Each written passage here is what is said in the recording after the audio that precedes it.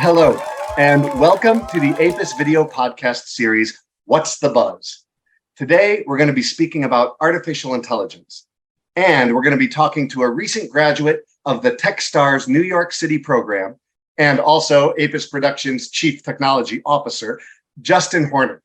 And we're going to be discussing the nature of artificial intelligence, its core premise and design, and how it will impact the life insurance and financial industry moving forward. Also, we're going to see how you can use it to improve your workflow and your customer relationships. But first, let me say a few words about the illustrious Justyn Hornor. He is truly, honestly, one of the kindest, most intelligent, brilliant minds that I've had the honor of knowing. He's used his multi-channel talents and has been employed in numerous tech startups, from both research and implementation to mentor and leadership roles.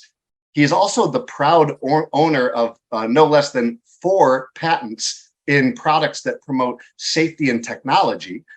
And he brings all these talents to APIS Productions as we continue to evolve our business and our level of service to you, our clients, in today's shifting technological landscape. I'm proud to call him a colleague and a friend, so welcome, Justyn. Thank you so much, Danny. Let's get right to it. You have worked with AI in the past. You have experience with AI models and training those models. And I'm sure for many of our clients and the viewers watching this video podcast, I know that the elephant in the room concerning AI is, when will it come for all of our jobs, right? We can address that a little bit later on. But I think it might be best to start with an overview, an explanation of the origins of AI, the different types of AI.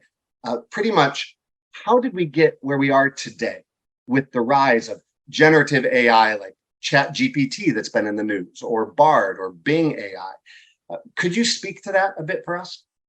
Sure. So artificial intelligence has been around a long time. There's lots of different flavors of it.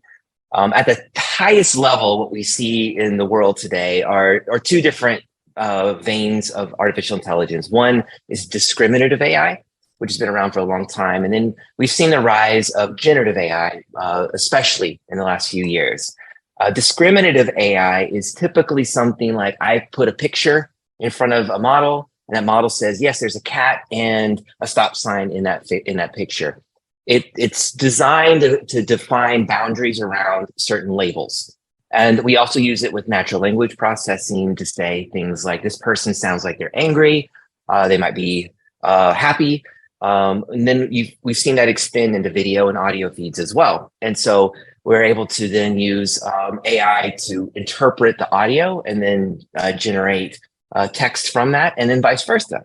So we use text, and now we're using generative AI to generate audio about somebody as well. So generative AI it's not new, but it's new to the world. And we've seen this with OpenAI, for example, to where you give it a prompt, you say, tell me about this thing, and it spits back information out to you. And it's a really cool tool. One of the interesting things that I think we're all kind of feeling about ChatGPT is that it was built to be a solution looking for a problem, which is typically the opposite of how we build products, right? Right. And so Sam and that team went and like, they took an opposite approach. Let's just train this giant machine against a huge set of data, and then let's see what it does. Let's see what it learns and see what we can do with it. And so today, even, we're still trying to figure out, how can we use this product that was built to be a solution looking for a problem. And this is where we get into this idea of transferred learning. So every model that exists out there today, and a lot of them are open source. So you, Danny, could theoretically pull off one of these models like what Meta just launched with Llama. And you could train it on your machine to learn something new. And so I like to use an example of a college student. College student just got out of college. They got this general knowledge that's really helpful. But as soon as you hire them, they don't necessarily know your company's vernacular and internal terms. They may need some specific training around your industry. And so this idea of transfer learning means that we can transfer some specific information to these generalized models. So you could go get, if you had access to the OpenAI model, you could grab it and then you could train it specifically on something specific that you need for your industry. And so we're going to see a lot of movement in that direction as we do transfer learning around, industry specifically with insurance. And it'll be interesting to see what we do that on the generative side, but also on the discriminative side. We're getting better and better at taking a lot of data and training a model to do something specific with it that we need it to do. It's kind of like that college student. They got a bunch of general knowledge, and then we can use transfer learning to say, this is specifically what I need you to know and improve upon. So it's specification. You take all the general knowledge, you funnel it down to use the college student, to what's going to become their major, that particular application's major. So that's interesting. And also the concept of, you're saying that Sam and his team at OpenAI, and for people watching, OpenAI is the company that made ChatGPT, which is, what many of us are beginning to play with today. And you said that their whole concept was a solution looking for a problem. What's interesting is they're using all of us who are playing around with ChatGPT to find out what that problem is, as we find creative ways to use it for our own benefits or our own pain points and needs, which is why maybe sort of leaving it open, at least for now, for free for now, to the public, was really a way for them to gather more data on use cases, right? And also on how the program responds. Yeah, and in fact, within the ChatGPT ecosystem, if you have a paid account, they have access to plugins. And so the plugins to me are a great way to exemplify that there are a whole ecosystem is developing around how to use ChatGPT for your use case, right? So you can consume spreadsheets and get graphs out of them. You can throw a document at it and get a summary for you. These things were not originally what ChatGPT was built to do, but because it has a generalized capability, you can plug these different apps into it, make it easier to solve a problem using a generalized solution. It's phenomenal. I mean, and I've noticed clients now, our clients at APIS some of them are beginning to ask, or they email me and ask about how they might use it, for a very specific need. So I guess let's hone in on our industry. Many of our clients, the vast majority, are in the insurance space, the broker general agency space, and IMOs, FMOs, as well as the financial advisory space. So for life insurance and even financial advisory at large, where do you see this technology, either discriminative AI or generative, having the greatest impact and the greatest push? Yeah, it's a good question. And so I think it kind of gets to the challenges that the industry is facing as a whole, which I think we've seen a lot of shifts around lead gen.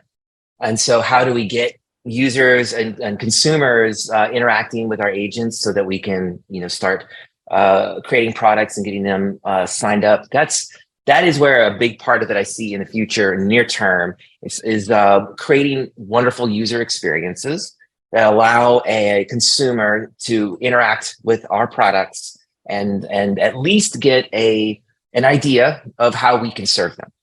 And so we're going to start to see some of that, and I can see a lot of both discriminative as well as generative AI fitting into that mix. You really can't separate generative away from discriminative in many cases, simply because generative, so just to make sure we're all understanding the terms, where I might be interacting with a chatbot, right? So I jump onto a website and I start giving it some information, and it's responding in real time with some options. That still will need to go through a discriminative AI model in general to make sure that we're getting them the right products. That may not always be the case. There could be some products that are pretty straightforward.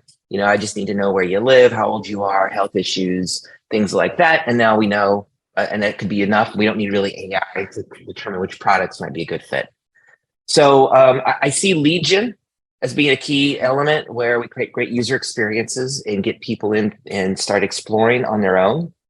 Mm-hmm. And I also see it with learning from the BGAs and IMO side of things. You've always got new agents coming in, and being able to teach them and offload pressure from the leadership team on training and giving tools to your agents to learn, explore, search, find information, get the right information. So I see those two as being the kind of the key ways that these products will likely have the biggest impact in the near to short term for the industry.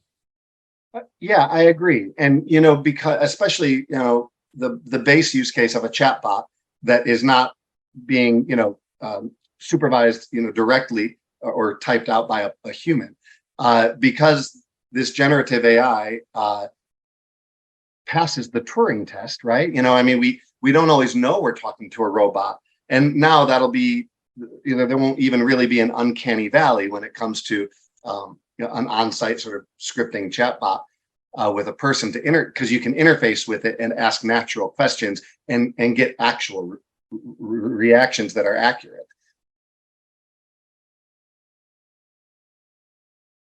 So, we've seen, especially since COVID kicked us all out of our offices for a few years, a rise in a technology to acquire term insurance online that already existed, but it really came into its own when agents couldn't meet, as often with clients, or, weren't necessarily in their offices on their phones.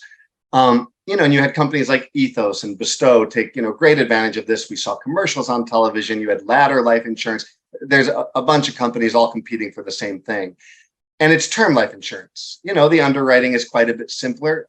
No longer need a medical examination or, samples of biology samples of your body and stuff. So that really came into its own. The problem that life insurance in general ran into, if it wanted to automate more complex types of life insurance, whole life products, indexed universal life products, it's trickier underwriting. It requires more information. It's a little more ironclad, not as loosey-goosey as the term life insurance can get away with, as far as profitability for the carriers and insurability for the end user. Right. Do you think, Justyn, that the technology that exists today, the discriminative and generative AI that exists right now, has the ability, or will it soon have the ability to solve that problem of not just giving quotes for complex life insurance, but going through the actuarial tables, going through an automated or artificially intelligent underwritten process that can serve in a relatively quick period of time, half hour, 45 minutes, an IUL policy or a whole life policy to a consumer online? I believe so. I mean, this will all come down to the risk that the carrier is willing to bear. And so based on the quality of the information that we can use something like generative AI to capture information, right? So I'm interacting with a bot. There are some really neat ones out now that I've been looking at demos on that will allow an actual voice conversation. And so being able to do that, being able to upload documents, things like that are all very well within existing technology, parsing the content, and then, putting that into a system for risk analysis. So I do think the technology exists. One challenge I think the industry is going to face is that interacting with and building these technologies is very expensive. And it's not going to be something that a smaller group is going to be able to afford generally. I run models on my machine all the time for random tests, trying out new things, playing with different new products. And even with a very large computer that I use to run and test things with, it can take days sometimes to train a model. And so to have literally scores, dozens, hundreds of computers running the training can be very expensive. And so it's going to be cost prohibitive for most smaller organizations to jump into experimentation with something that you just described. So I do think that we can get to the point where a great deal of the risk is mitigated and understood and be able to be underwritten in an automated fashion. Do I think we're going to be able to fully eliminate, all human interaction? No, and I honestly don't think that that's a good thing. I think our field is very human touch oriented. We need to understand our customers' needs. There's only so much you can get from forms and inputs, and even if we automate those and make those feel more natural, there's still a human touch that I think is really important. And so technology exists. It can be built. I'm very confident we'll get there. Will it result in the customer experience that we all want? Probably not. We're still going to need humans in there.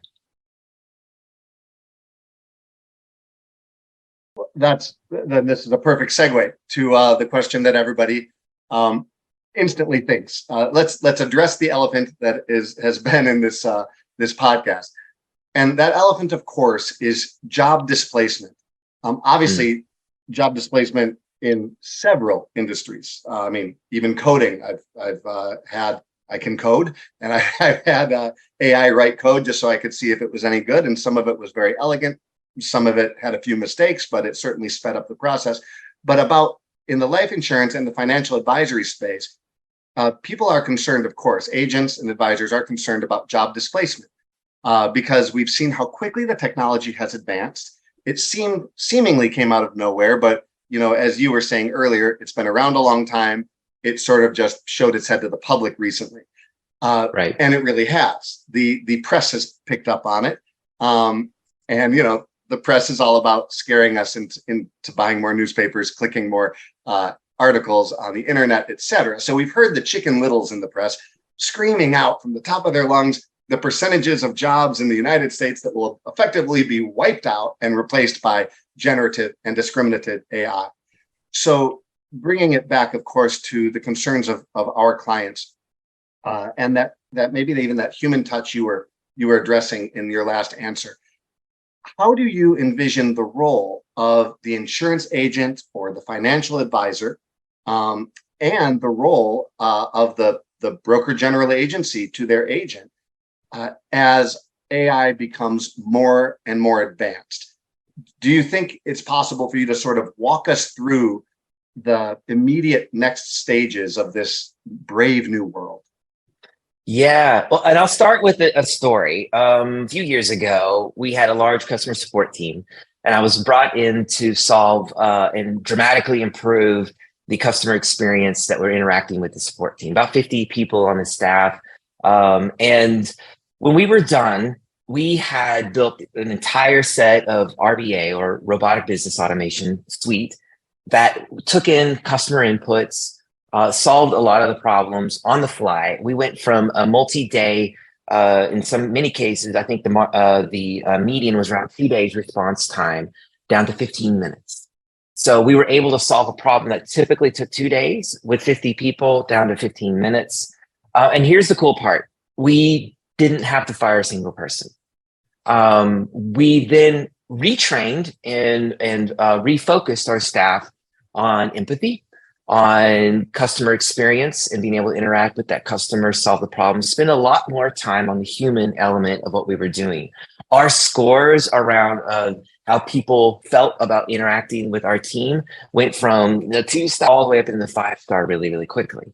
So I think that we will see a similar set of experiences in the insurance space as well. I think agents are going to be spending a lot less time on form input and paperwork, and they're going to be able to spend a lot more time on understanding the customer, making sure they're tailoring the needs to the customer, looking for new opportunities to upsell, and not be so bogged down by the paperwork and the entire flow that is required to get the information into the system so that we've got some products that they can sell. So I'm not overly concerned about major job displacement.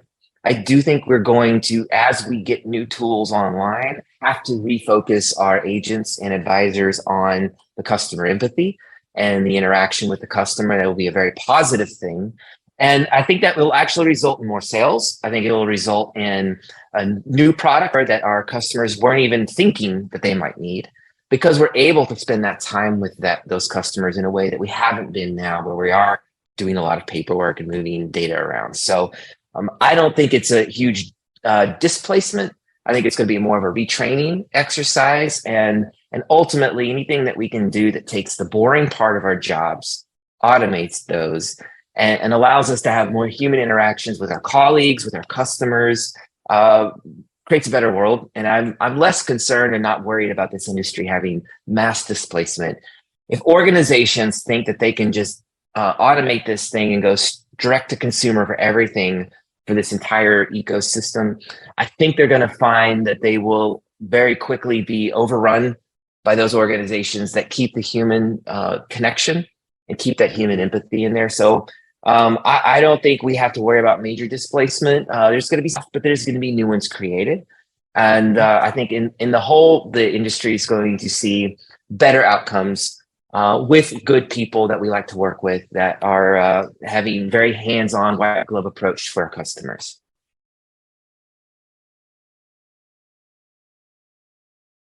I love that answer. I love that response. And I tend to agree, because we've seen this, we've listened to this record before. I'm 45, and I remember when ATMs, when I was a kid, came out, and my parents were watching the news and everyone said it's the end of the bank teller. And what I saw happen was, yes, fewer people were using the drive-through bank teller with those very fun pneumatic tubes that would send you money and lollipops if you were in the car with your mom. Gotta get the lollipops. Gotta get the lollipop. And I remember when I got a little older, seeing what actually happened. Now what happens when you go to your bank branch? There are still people that want to use the drive-through for certain transactions. And obviously you walk into the bank to speak to a banker about maybe a more complex issue, a more nuanced issue. And you'll see it's these bankers are now also the tellers. Somebody's got to go back there when someone drives through the drive-through. But what I saw was it elevated the teller. It gave the teller retraining opportunities to be able to handle more nuanced and complex transactions, to put them at the desk instead of behind the glass. And, I think we've seen that in a lot of spaces where it didn't just eliminate a bunch of jobs. It created opportunities for the human beings who were performing those jobs to perform more meaningful work for that company and for that industry. And I see that happening to this. I think that's exactly something that's needed in this industry, because to your point, agents and advisors are bogged down by new products, emerging trends in the life insurance space, in the wealth planning and strategy space, and it's regulatory shifts, shifts, compliance, and AI could help a lot with compliance, especially with marketing and compliance. And I think that they'll have more time to create that stickier relationship that's very important with their end user, with their customer. And for the BGA, IMO, and FMO group that will also be impacted by this technology, because they're currently training and educating the agents and advisors on the emerging trends. I view them as they'll be the providers of these new technologies. They'll be the ones that are footing the bill, doing the research, and teaching how to use these technologies to create the stickier relationship with your client, and to also get more accurate products in front of your clients. So I view it as a net positive. I think it's going to take some adjustment. I mean, so did the internet in the 90s, right? It went from being everybody needed a URL and it was more or less just like a static business card, to being the sort of tools that APIS creates for their clients. Marketing tools, single sign-on tools, and lots of other features that help the BGA provide resources to make the advisors and agents' job more focused on the client themselves. This is just going to be another tool, even a better tool, to help facilitate that bonding and that good, honest, sticky relationship between an agent and a client. And let's think it's doomsday. It is not doomsday, and I think let's explore that that analogy of the bank. So as a consumer, let's put the consumer lens on. As a consumer, I can go to my mobile app to do basic things. I can go to the ATM to go get some cash out. I can go to the teller to handle deposits or maybe some slightly more complex. And if I got a real problem or I need to create some new services and I want to sit down and talk to somebody inside the bank, I can go inside. As a consumer, I have more choices, and I have other ways that I can interact, and I don't have to just go and make a call, and that's basically put on hold, or somebody's going to call me back later or send an email. We've got a lot more options with ways that consumers can now interact with their industry. And besides just creating choice and letting them self-service based on their own needs, I'm very excited about the accessibility that these tools create. Because we tend to generalize and stereotype the consumer, but there are a lot of consumers with a lot of different kinds of needs, whether it's hearing impairments, visual impairments, anxiety. These are real things that cause people to not reach out to us. And by giving them tools and giving them the ability and choice, I think we're going to expand the market. And I think generative AI and discriminative AI tooling can help us create those products that create amazing customer experiences. But at the end of the day, you still got to have that human touch with a product that's so unique to the consumer's needs. And that's where I think our advisors and our agents are going to have a lot more fun doing their job. And that's where I think it's a better world coming, not one that we should be scared of. Yeah, absolutely. It makes the tent bigger. Accessibility. I mean, there are too many Americans that have no real life insurance at all. If it's easier to obtain, or the process is easier, I think that greatly expands the market. I think that there's many Americans that are dramatically underinsured. I know all of our clients are aware of those statistics. I am as well. And if it's easier to obtain, we can solve that problem as well. And life insurance is, like you said, it's very human.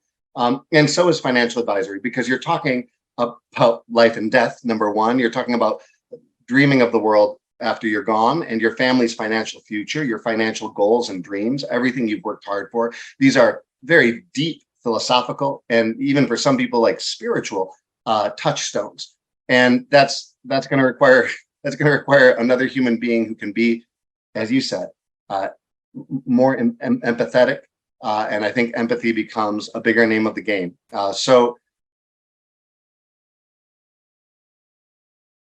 So yeah, I guess I only have one more question. It's been so wonderful getting the information, and the way you process and analyze is stunning to me, as always. But if you could look into a crystal ball today, if you put on your fortune teller swirly hat and tell me what you think the world will look like in 5 years, where AI's impact is going to be, just 5 years down the road, what do you see? What's the major change? I think we're likely going to see a lot more regulatory oversight. We're already starting to see that. And that regulatory oversight can manifest itself in ways that are not very favorable to consumers. It can make innovation slower. That doesn't mean it's a bad thing. So I think we'll actually slow down a little bit on some of the new tech that gets rolled out over the next couple of years as regulatory bodies start to get their hands around the best way to enable innovation, but also protect consumers. And that's going to be an interesting process, painful and likely to go through. This is getting a little bit technical. I think we're going to see a lot more AI at the edge, which means our mobile devices and our computers are going to be doing a lot more of that heavy lifting. And we're going to be starting to push more and more of that processing power to the edge devices. And this would be things like video, audio, text, and sentiment analysis and other things along those lines. And we're going to see a lot more of it on the devices.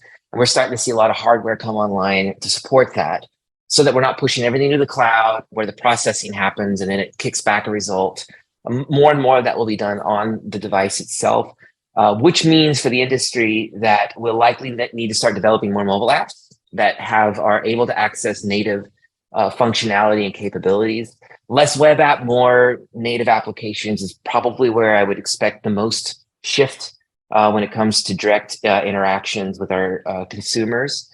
And then I think lastly, I think we'll also see generative and discriminative AI start to blend to where we build products that are not only enabling us to have voice and video communication with an avatar for information collecting and interaction, but then immediately being able to take the data as it's coming out of that conversation in real time and turn that into products that are likely fully customized on the fly. And especially in this industry, I would expect to see people having some kind of audio or visual and less text-based inputs over the next couple of years. And it'll be exciting to see how those products look and how consumers respond to them. A really interesting example of how people react to new technology came across my desk the other day. And it was, I think it was an Amazon store where people could come up and push their hand up in front of a scanner, and it would allow them to make a payment with their hands.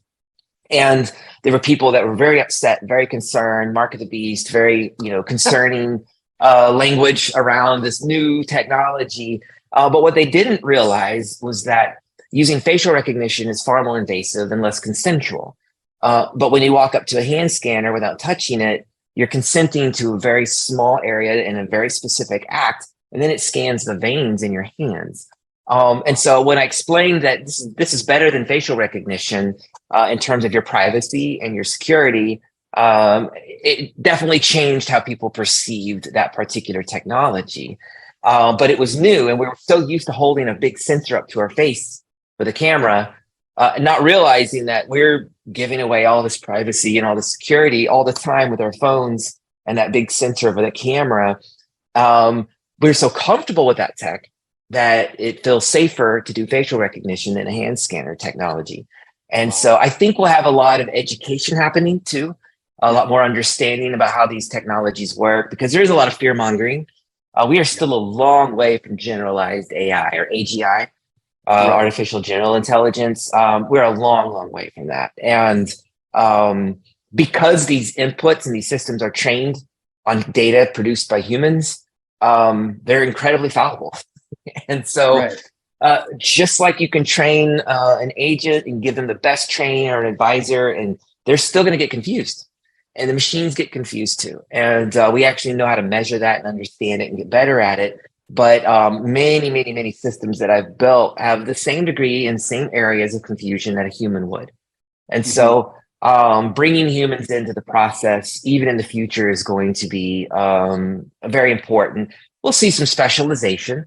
We'll see some specialization around this field and making sure that the models that we build. So there's some new jobs that will get created in the next 5 years. And some of that stuff will emerge as well. But if I had to synthesize it down to a small set of things, I think we're going to see a lot more human interaction at the end of the process, where we're collecting a lot of the human story for our customers. And I think we're going to see a lot more of the form input side be voice and video based avatar interactions, where somebody is just talking and sharing their inputs to our system for risk. And we collect that information and move them to a human for, completing their intake. So that's the future that I see in the near term, next couple of years. And beyond that, it's hard to know, because that's why going crazy, right? With all kinds of you can't go past 5 years anymore. Yeah, exactly. Well, right. I believe that the future is bright. You're clearly very bright, and I want to thank you so much, Justyn, for taking the time and sharing all this with myself and our clients and viewers. And to our clients and viewers, I would like to let them know that this will, number one, not be the last video podcast we do on important topics. We'll have some coming up on security, hacking, and the like, and keeping your clients' precious data very safe, and the best practices to do so. We'll have some on optimizing the speed of your website, which is near and dear to my heart, and to one of our team members as well. And we'll be interviewing other thought leaders on topics that matter to you. If you have any comments and questions based on this podcast, I encourage you to email me if you'd like, Danny@apusproductions.com. Many of you already have my email address. And let me know, or comment on the videos wherever you're watching this. Let us know what your pain points are, your ideas are, your questions about what Justyn spoke so elegantly about today. And Justyn and I will do a follow-up podcast, albeit a bit shorter, most likely, and address those questions, concerns, and directly. So fill up our inboxes and let us know what you would like to hear. And if you have any ideas that you would like us to talk about in future podcasts, feel free to send us those as well. My name is Danny McKeever. Thank you again, Justyn Hornor, our CTO. And we look forward to seeing all of you on the next What's the Buzz? Take care, y'all. Thanks so much.